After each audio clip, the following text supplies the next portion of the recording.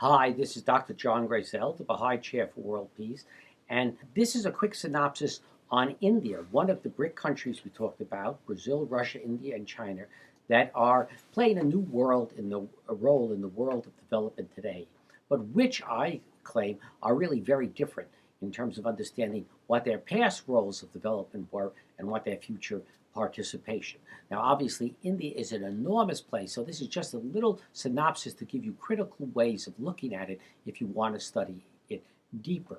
But it really has several reasons to be studied deeply by anybody. Let's begin by the fact that India is virtually a universe. If you can't find it in India, you almost can't find it in the world. And in fact, one of the challenges are when you talk about a country like India, you don't get its reality because you get an average. Because in fact, it's a gigantic country, and a state like Kerala in the south has a whole different development history than a state like Bihar in the northeast and Maharashtra in the northwest. And so, in fact, if you really want to understand India, you have to go into the specific areas of India, not India as a whole.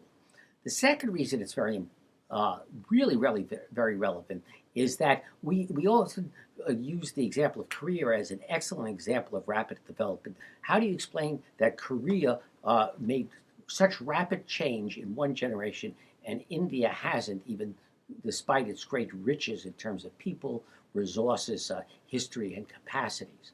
And the third thing is one should know that India actually did receive a great deal of foreign assistance aid. The U.S. gave billions of dollars to India in the early years of its independence. It got money from various foundations. It's always gotten money from the World Bank.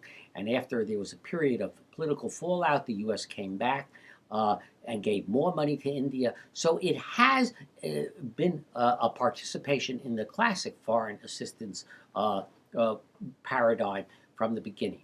What was unique about India? Well, when India became independent, it accepted a different model. Remember, we gave a formula for the Asian tigers that had to do with very systematic governance, an emphasis on exports, and inviting of foreign investment, land reform, an emphasis on sustainability and equity. That's not what India went for. India went for central planning, very high central planning, in which different groups, in a way, a modern version of the caste system, got different things. So industrial rights to produce certain goods were given to certain particular industries with certain quotas. Different castes actually got different rights. Supposedly, you opened up quotas for education to casteed people, but India was a place where into the 1990s you could go and you could see people cutting the lawn with scissors because that was their rice bowl, and somebody else going and being an engineer. And it decided to put a lot of emphasis on big works, irrigation, dams, energy, and high-quality science. That was Nehru's particular emphasis. They built something called the Indian Institutes of Technology, which turned out incredible scientists for the benefit of Silicon Valley in the United States as much as for India in the end. But that was their model, and it got even exacerbated when, with political circumstances of the Cold War for a while, they were very oriented to Russia. They actually produced for the Russian market. And as one Indian businessman said, we actually produce shoddy goods because that's what the Russians wanted to buy, shoddy goods. The big factor, therefore, is that when you look at India and its development, if you look at it in terms of the Asian tiger formula, it did not follow that formula. It went against that formula. And if you look at it in terms of our formula of systematic, cooperative sustainability and equity, it didn't follow that on a national political level. It did follow it in various areas on local levels within civil society and certain groups. And the result of that is you got a paradox in India. In India, you can probably find among the best examples of how you can do things in development. You can find education NGOs that can teach reading in a fraction of the time of a normal education system. You can find excellent organizations that can give cheap medical care to a large number of people. You can find very large agricultural cooperatives, but these all exist sort of as their own bounded activities. They do not exist as the reality of a transformed India like a transformed Korea, because India never decided to make that national transformation. India, until very recently, never committed to universal education the way Korea did, or to a universal, systematic, uh, uh, ever increasing sophistication of its entire economy and the participation of people in it.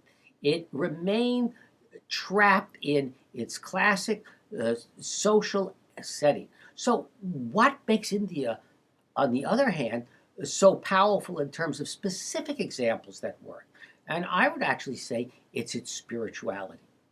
Because, in fact, what powers those who have made the greatest contributions to India is a sense of spirituality. And by spirituality, I don't necessarily mean a particular religious dogma. I mean a sense of being part of a larger process of ongoing transformation, a process of where energy is projected and manifests itself and brings into conditions new realities, and the harmonization of those energies and those realities actually bring you to higher levels of success.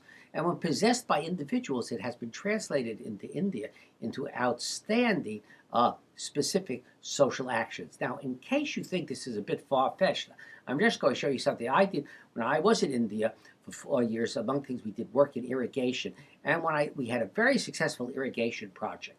And at the end, I actually was presented by the engineers with a drawing that expressed their appreciation. And if you look at that drawing, what you say, it's actually a drawing that corresponds to an Indian sense of cosmology. It's not a blueprint of an irrigation system.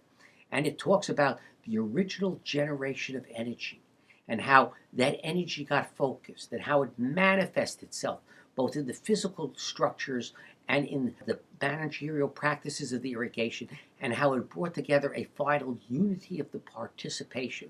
And at the very bottom of it, you see, this is put together on the part of the irrigation department by one of their top engineers. In a Western society, one doesn't think of engineers as people who express themselves in terms of highly spiritual images and words. And yet, in India, you do. And that's the power of India.